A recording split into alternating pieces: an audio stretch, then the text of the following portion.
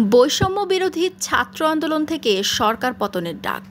সবসময়ই শিক্ষার্থীদের পাশে ছিলেন দেশের জনপ্রিয় ইউটিউবার ও আলোচিত তরুণ সালমান মুক্তাদির।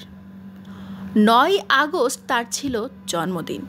১৯৯৩ সালের ৯ আগস্ট জন্মগ্রহণ করেন জনপ্রিয় এই সোশ্যাল মিডিয়া ইনফ্লুয়েন্সার।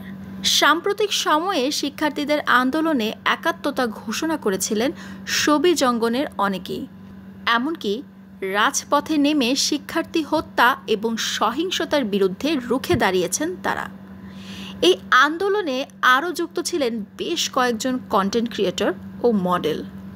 তার মাঝে অন্যতম সালমান মুক্তাদির।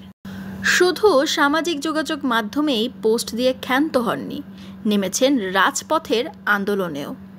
শিক্ষার্থীদের সরাসরি নানাভাবে সহযোগিতা করেছেন তিনি। অনেকেই বলছেন সালমানকে খারাপ ভাবা হলেও বিপদের সময় ছাত্রদের পাশে দাঁড়িয়েছেন, প্রতিনিয়ত তাদেরকে উৎসাহ দিয়ে গেছেন, যার কারণে ছাত্র জনতা তাকে বেশ মূল্যায়ন করেছে। তাকে আনসাং হিরো বলেও আখ্যায়িত করেছেন।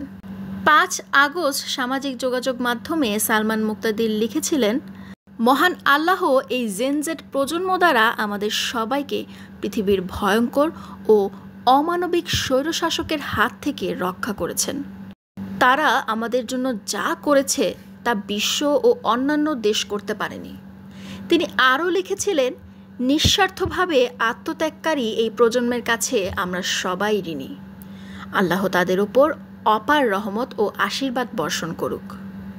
আর আমি এই জেনজেডকে সালাম জানাই, আপনারা আমাদের নায়ক।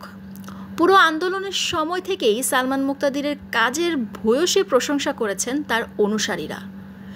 নানা কারণে সালমানের এবারের জন্মদিনটাও বিশেষভাবে ভক্তদের কাছে বেশ গুরুত্বপূর্ণ।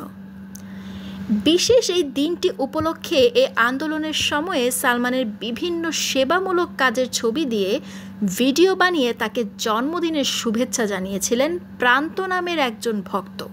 সালমানকে শুভেচ্ছা জানিয়ে দেয়া পোস্টে সালমানকে সাধুবাদও জানাচ্ছেন সবাই।